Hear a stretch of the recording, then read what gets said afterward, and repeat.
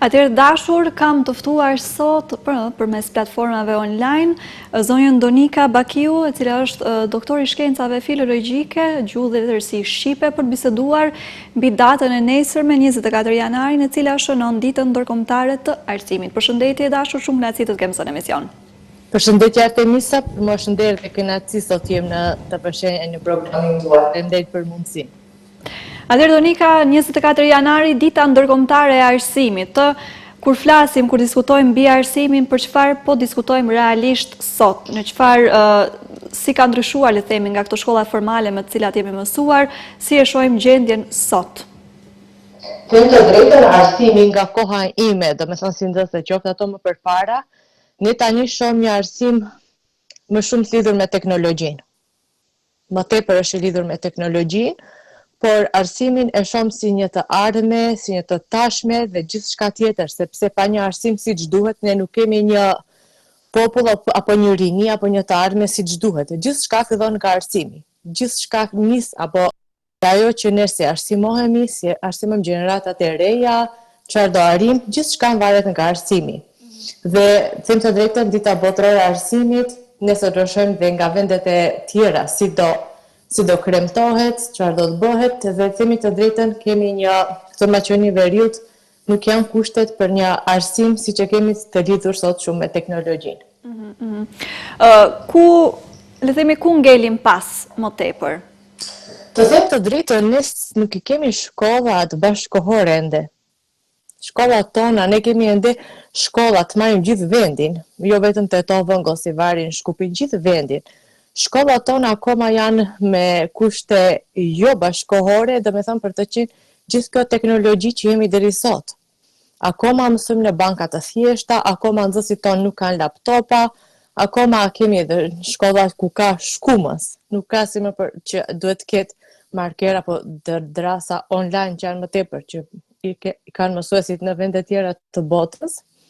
Po them të drejtën, mësuesit tonë e kanë të vështirë bashkë me nxënësit. Prandaj ne jemi pas si shoqëri këtu, sepse nuk i kemi kushtet në shkolla për të marrë shembull gjithmonë vende të tjera të botës që janë shumë para neve. Kur thua shkolla bashkëkohore, sepse edhe doktori i shkencave filologjike, pjesëmarrëse në shumë seminare, webinare dhe po ashtu edhe takime me njerëz të ndryshëm nga vende më të zhvilluara, çfarë kuptojmë apo si i shohim shkollat bashkëkohore, që t'i kuptojmë edhe ndoshta të gjithë që po na ndjekin? Po them të drejtën, në shkolla neve gjithmonë duhet kemi, neve shpesh e themi mësim gjithëditor apo mësim një ndrim, që do të thonë gjithëditor. Një fëmijë e çon në ora 8:30 prindi dhe merr ora 4:30. Tash në Maqedoni Veriut shumë pak kushte kemi, shumë pak shkolla me kushte të tilla. Do të thonë në gishti numërojmë. Për shembull në Tetov sa e di, 1 ose 2 shkolla janë vetëm me mësim një ndrim, do të thonë tek maqedonasit. Në Gostivar nuk e di a ka. Në Çajir kishte 2-3 shkolla. Në vende tjera nuk jam shumë e sigurt, po të them të drejtën, nuk kemi mësim gjithëditor në asnjë shkollë të këto komuna që flas në vendin tonë, sepse mësimi gjithëditor të jetë prindi pak më i qetë, prindi përsëri do ketë, sepse prindi është gjithmonë kryesori një fëmije. Po ndëgjojmë. Po. Edhe them të drejtën, kemi atë që nuk e kemi në vende tjera, këtu ende kushtet janë jo siç duhet në disa vende, po shkollat janë gjithmonë e ardhmja jonë, veçanërisht mësuesit kohë fundit i kemi bërë si administrator. Në ç'kuptim kuptim si administrator? Po tash, mësuesi përveç asaj që shpjegon, ka një mori administrate kur kthehet në shtëpi. Kjo është një vërtet. E merr punën me vete, thua. Pa diskutim, kur kthehet në shtëpi, mësuesi gjithmonë e hap laptopin, shkruan orët, ka për të shkruar mjaft materiale që duhet tamam si një administrator të duket. Nga ana tjetër, kushtet në shkolla nuk janë të mira, mësuesit i kemi full përplot me administrat dhe kjo ndonjëherë të vjen keq sepse nuk kanë ndihmë nga askush, duhet gjithçka të bëj vet ose të tjerët që i kanë shtëpi t'u ndihmojnë. Kemi mësimdhënës të gjithë moshave, kështu që duhet pak kujdes sepse kohëve fundit i kemi mbush me administrat mësuesit. Më thënë më shumë ndoshta kanë punë administrative dhe duhet i kushtojnë kohë këtyre punëve se sa faktikisht kanë kohë për të përgatitur për orën mësimore edhe të zhvillohen në këtë aspekt. E dashur Artemisa ka fëmijë që është klasa 4 dhe ka 6 ose 7 orë. Në shkollat tona fillon nga ora 1:30 mësimi dhe të mbaroj një fëmijë afër moshës 9 ose 10 vjeçar ora 6:10 ose 6:55 është shumë, sepse i ofrojmë nxënësit vetëm një karike dhe një bankë. Nuk ka asgjë tjetër. Shkollat tona nuk ka pishina, nuk kanë salla sporti, me thënë kjo e bën që gjithë ditën të qëndrojnë në një bankë. Edhe gjendja fizike dhe mentale në këtë rast, që të dyja, do të thënë, janë në një rënje, le të themi. Pa diskutim i bie edhe për qëndrimi, ta them. Unë mendoj kështu. Tek shkolla atë kur flasim për qëndrim një ditor apo gjatë ditës që flasim, që nga ora 8 deri në ora 4, si i shohim benefitet, cilat janë? Po them të drejtën në ato shkolla e kemi të ndarë, do me thënë pjesa teorike dhe pjesa praktike. Më është dashur të ndjek një seminar për ato shkolla, dhe me thënë nga ora 8:30 deri në 12, pastaj kanë pushimin, do me thënë kanë pushime, kanë që duhet hanë zemër, pastaj kanë pjesën praktike që kishte ca kushte shumë të mira për nxënësit, dhe them të drejtën ishte diçka e mrekullueshme për ato. Dhe e shohim shumë më mirë nxënësin, shumë më fresh, ta them një fjalë gjuhën angleze. Po hapat drejt këtij zhvillimi apo përmirësimi, cila do ishin hapat e radhës që ne mund t'i ndërmarrim me këto kushte që kemi apo të paktën me këto mundësi? Duhet renovime, duhet shkolla të reja, duhet kushte më të mira. Se tek cilësia si qëndrojmë, si mendon? Qoftë nga tek cilësia e arsimit, edhe tek nxënësit, edhe tek mësuesit apo profesorët. Ne në këto kushte kemi mësues të mrekullueshëm, që japin maksimumin. Them të drejtën që bëjnë maksimumin për të punuar me nxënësit e tyre edhe në këto kushte. E ku të kemi kushte edhe më të mira, besoj që do arrim edhe më tepër. Sa i përket digitalizimit, pasi thuaj që deshëm apo s'deshëm është pjesë e madhe tashmë edhe arsimit si çdo fushë tjetër. Dua ditë pak ndoshta mbi anët pozitive po dhe negative. Qoftë tek ne po dhe në përgjithësi në aspektin digitalizimi na merr shumë kohë. Kur them shumë kohë, shumë, domethënë sepse një fëmijë përveç që e ka mësimin librin digital, ato janë të lidhur me telefonin dhe gjatë tërë kohës e mban në dorë. Domethënë që i dëmton syt, e dëmton dhe boshtin kurizor dhe sa ka të mira, aq ka edhe të këqija. Shpesher për librat digital do kisha qenë edhe pro dhe kundër, sepse libri i printuar do jetë shumë më i mirë se libri që është online. Për shpesh herë kur nuk mund ta gjejmë një libër të printuar është mirë dhe online, por gjatë tërë kohës është pak më e vështirë. Edhe si ja bëjmë, si e gjejmë le të themi mesin e artë tek kjo? Mesi i artë, e disa prindër ka që kanë printuar librat. Është fakt ajo. Sepse nuk mund një fëmijë të rilidhur gjatë tërë kohës, po duhet të gjejmë një mes, duhet të gjejmë një mes teknologjisë dhe botës që me pasur ne, sepse përsëri është pak më e mirë. Ne kuptojmë që teknologjia na ka marrë para, por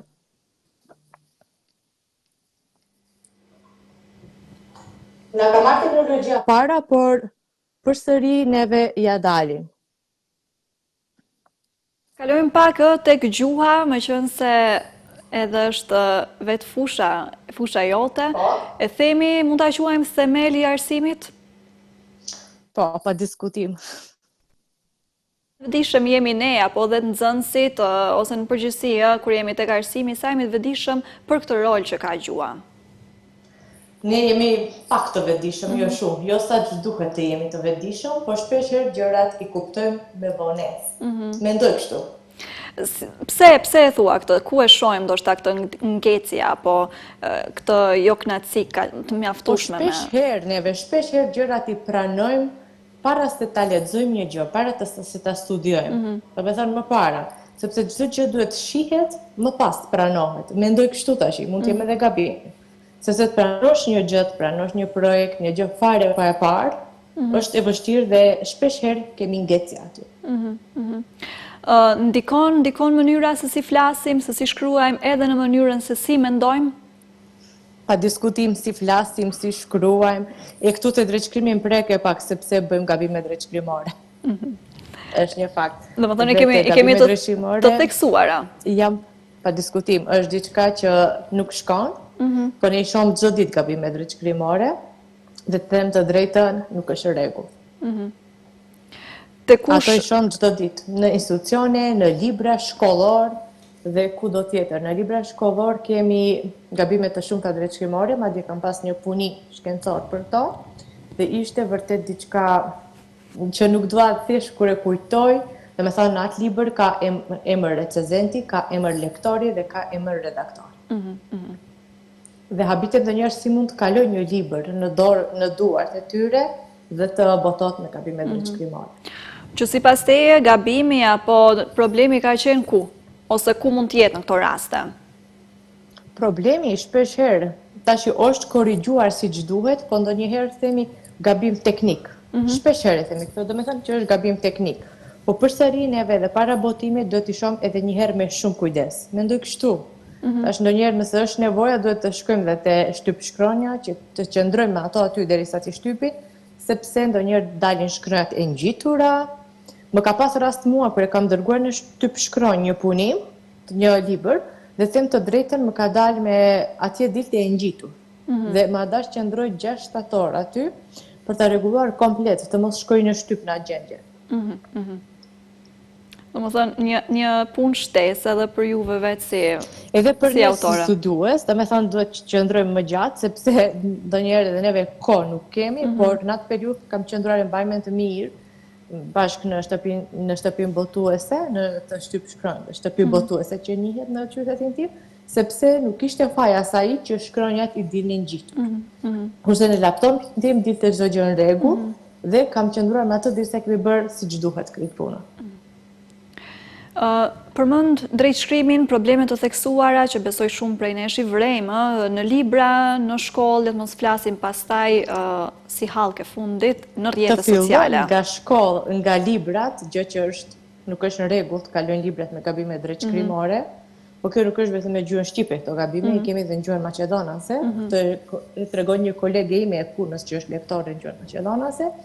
Thotë se ata kanë gabime, sepse ne shpesh i themi vetëm ne. Jo tha një ditë prit se dhe këndej ka. Kështu që librat me gabime drejtshkrimore është keq sepse u dorëzojnë fëmijëve, u dorëzojnë nxënësve të punojnë me ato dhe ato mësojnë atëherë gabimisht ato, që nuk duhet ta mësojnë. Po nga ku buron ky problem? S'flasim tani për probleme ndoshta të shkruajtjes apo të probleme teknike të llojeve të ndryshme. Po si problem i theksuar në shoqërinë tonë, qoftë tek ne në gjuhën shqipe, po edhe tek gjenerata mbase. Nuk është tani, është me gjenerata. Edhe unë kur kam qenë nxënëse kam pas libra të gabime drejtshkrimore. Dhe që atëherë nuk u përmirësuan, më vjen keq ta them, dhe vazhdojnë të kenë, thonë që përmirësohen, por përsëri kur e marrim në do ka gabim. Çfarë do duhej të ndërmerrnim në këto raste? Jemi pak me vonesë, por gjithsesi çfarë mund të bëjmë për të përmirësuar gjendjen? Trajnime për lektorët, sa më shumë trajnime për redaktorët, sa më shumë orë plus, mendoj që do ju ndihmonte tek e fundit, mendoj. Tek gjeneratat e reja shohim përmirësim apo vazhdojnë në njëjta gjendje? Tek gjeneratat e reja shohim përmirësim, por nuk shohim edhe shumë, prandaj. Shohim interesim apo dëshirë ndoshta për të ditur më tepër, për të përmirësuar, për të rregulluar këto probleme? Kemi një grup të rinj shumë të mirë që janë të interesuar për të mësuar, po them të drejtën ju mungon ndonjëherë edhe vullneti edhe motivimi, ndikon tek fëmijët, tek nxënësit. Dhe them të drejtën ndonjëherë duhet më tepër motivim, më tepër mësime, më tepër këshilla dhe besoj që do dalin bashkë. Ky motivim vjen nga mënyra se si i shkollojmë, i arsimojmë këta të rinj, apo mund të na vinë edhe nga rrethanat e tjera dhe t'ju qasemi në mënyra të ndryshme? Po tash motivimi na vjen shpesh edhe nga shtëpia, se si rritemi. Më pas na vjen nga një mësues, ne gjithë mund të kemi pas nga një mësues motiv ose idhull në jetë, kështu që na vjen nga të gjithë nga pak. Dhe nëse e marrim për shembull, nëse të ka motivuar një mësuesi i parë apo dikush tjetër gjatë jetës, atëherë neve ja vlen të shkojmë rrugës atij dhe të motivohemi më tepër. Kalojmë pak edhe tek letërsia. Dua di pak Po, se diskutim. letërsia, çfarë roli ka në formimin e një individi për te njohurive akademike? Letërsia ka një rol, sepse kur shpeshherë kam biseduar më përpara me nxënësit, me studentët, them të drejtën në gjithë autorët që i kanë marrë dhe gjithë veprat që i kanë lexuar, dikush ka preferuar ndonjë personazh në atë libër dhe thotë ma ka ndryshuar tërë jetën. Domethënë mendimet e atij personazhit apo mendimet e një autorit them. Dikush e ka të preferuar Ismail Kadaren, dikush e ka të preferuar Elif Shafakun, dikush Dritëro Gollin, dikush Dante Alighieri, varet kush çfarë ka të preferuar. Dhe them të drejtën na ndihmon në personalitet, në gjithçka tjetër. Është përgjithësi le themi kjo, një autori apo të pakën e kuptojnë ndoshta rëndësinë që kanë në motivimin e këtyre të rinjve apo edhe në ideolizimin apo përfaqësimin e lloj-lloj personazheve që kanë tek këta të rinj. Patjetër që kanë, them të drejtën një autor i cili krijon një personazh, dhe ai personazh bëhet idulli i dikujt, them të drejtën që ka shumë diçka shumë e bukur dhe shumë interesante që duhet të merret parasysh. Sepse bëhe shembullin një dikujt që do e ketë shembull atë personazhin gjatë jetës apo një moment të saktuar.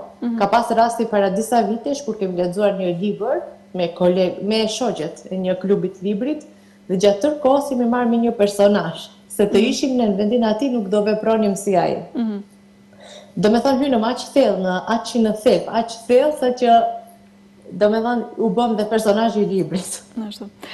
Kurse gjeneratat e reja, kur flasim për gjeneratat më të reja, sa miren, sa lexojmë mjaftueshëm, ndëgjojmë shpesh që jo dha aq mjaftueshëm, por ju jeni më në ngjarje, jeni më në rrjedha, kemi një nivel të kënaqshëm leximi nga të rinjt? Themi të drejtën, kur kam bërë studime që ka gati nga viti 2017 deri vitin e kaluar, kam bërë studime për lexueshmërinë. Në Tetov ka mbi 5.000 lexues aktiv, domethënë të disa grup moshave, por gjithmonë duhet ta marrim shembull qytetin, me thënë sa banor ka, sa shkolla ka dhe në atë numër do shkojmë sa kemi lexues. Tash nuk mund të them që qyteti i Strugës jeti barabartë me lexuesit e Tetovës, sepse ka banor më pak ose Kërçova. Ashtu. Po kemi një numër të rinj që janë aktiv dhe që punojnë shumë. Kemi nga ata që nuk janë aktiv. E themi kështu hapur.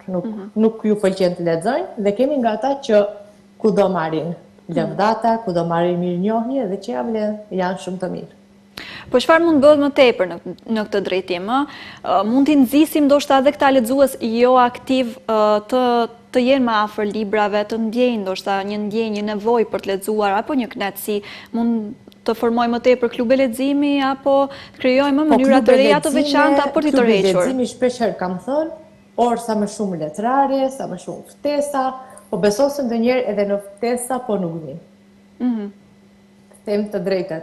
Me thonë kemi nga ata që janë gjithmonë aktiv, gjithmonë lexojnë, deri 2-3 libra në muaj, më kanë thënë tash sa është e vërtet nuk e di atë që më kanë thënë mua.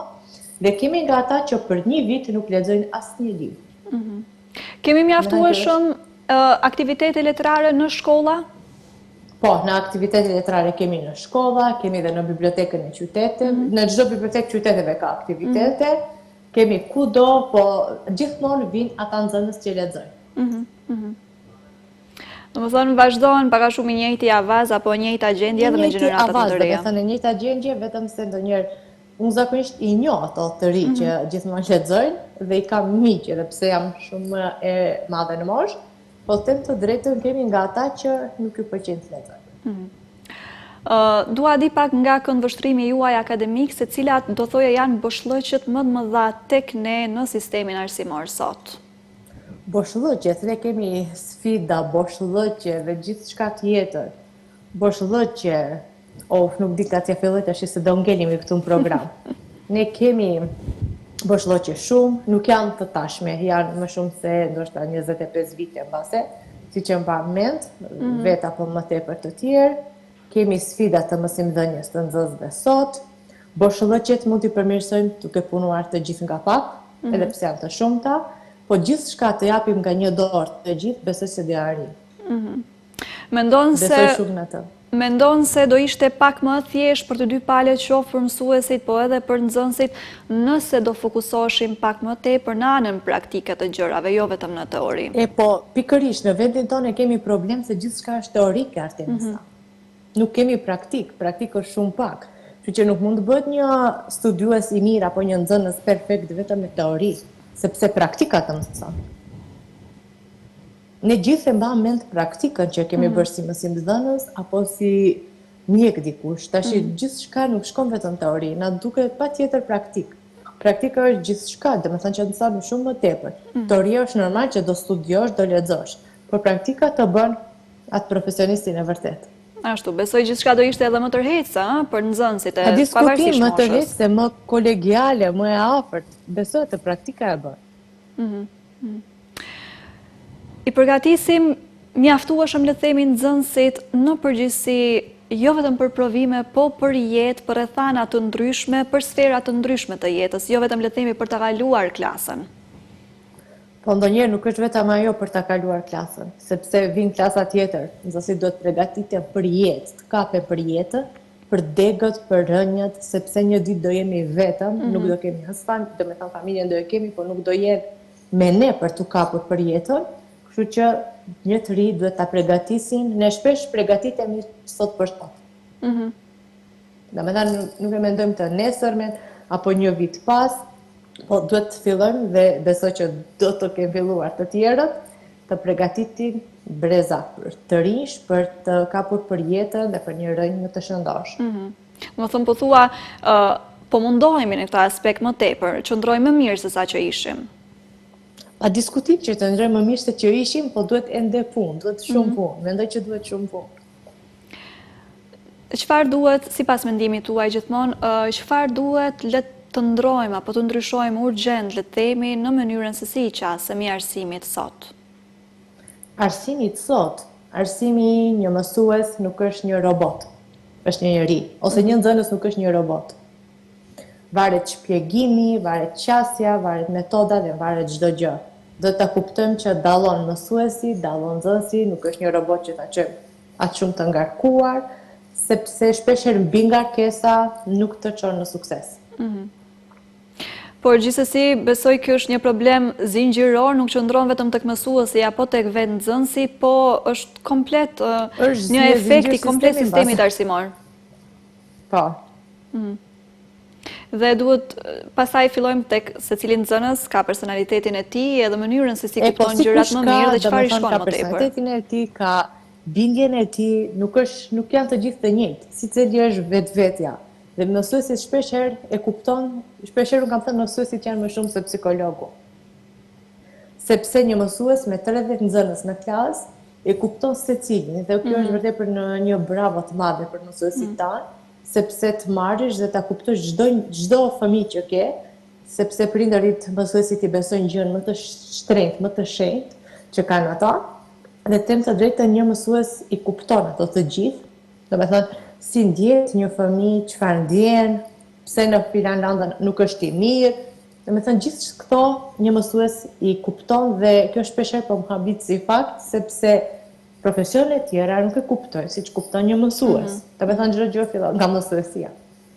I veshim shumë role në përgjithësi një mësuesi apo jo? Një mësuesi i veshim gjitha rolet, rolin e një prindi, rolin e një administratori, siç thash, rolin e një mësuesi, rolin e një psikologu, shpeshherë vi bëhet edhe psikolog mësues. Ka raste kur prindëri e pyetën mësuesin se si ka qenë fëmia, domethënë se shpeshherë fëmijët mësuesin e kanë idhull. A beso që ka fëmijë që kur shkon në shtëpi thotë jo, kështu ka thënë mësuesi dhe kështu do bëhet, jo si thuan prindërit. Kjo është vërtet diçka interesante. Diçka interesante, po diçka dhe e bukur, tregon pak a shumë për lidhjen që kanë me mësuesin apo mësuesen. Me mësuesin që kanë një lidhje aq të veçantë, saqë edhe prindëri nuk e dëgjon. Ka pas një rast para një kohe ku mësuesi u shpjegon si punohet një detyrë në lëndën e matematikës, dhe kur fëmia shkon në shtëpi, prindërit i thonë një mënyrë tjetër. Jo thotë e keni ju gabim se mësuesi kështu më ka thënë. Domethënë është aq i lidhur, thotë që edhe mënyrë tjetër nuk pranon nëse nuk i thot mësuesi. Një mësues i mirë definitivisht ndikon apo jo në rrugtimin tonë në përgjithësi, qoftë arsimor, po edhe në sfera të ndryshme të jetës. Një mësues i mirë ndikon dhe bët frymëzim gjatë gjithë jetës tonë. Nëse ka qenë i mirë dhe ndoshta sot edhe nuk jeton, kemi nga ta mësues, po për ne kanë qenë gjithmonë frymëzim. Dhe me thonë, ai mos nuk është fizikisht me ne, por me ne është çdo ditë dhe çdo ditë i kemi këshillat. Prandaj mësuesit që janë një dritë shpeshherë e them kudo, një fener, një tamam e dritë e diturisë dhe që ne shpeshherë gjejmë frymëzim tek to. Donika, po i afrohemi fundit të bisedës, gjithsesi do doja të dija çfarë mund na thojë, çfarë duhet kemi parasysh si një mesazh themi i fundit rreth arsimit sot. Arsimi sot është një, domethënë teknika shumë sfida, shumë batica, shumë zbatica, por do kisha thënë që ne duhet të vazhdojmë të punojmë shumë, të punojmë fort, të studiojmë sa më shumë për të pas një arsim sa më cilësor dhe sa më të mirë për ne, për vendin tonë, për këto gjenerata që janë tash dhe për ato që do të vinë. Të punojmë tani për gjeratat e ardhshme, sepse nuk bëhen gjërat e bukura sot për sot. Falenderoj shumë që gjete kohë dhe mundësi tjerë sot me ne, vërtet shumë kënaqësi që të kisha në emision, shumë bisede këndshme dhe informuese, uroj të ritakohemi sërish për të tjera tema. Faleminderit ty Artemisa për mirëqendrim dhe kënaqësi, shpresoj të shihemi sa më shpejt. Faleminderit. E tash të dashur, unë ju përshëndes edhe për sot dhe për këtë javë, ne rishihemi sërish të hënën deri atëherë, mirëmbëjtje dhe mirupafshim.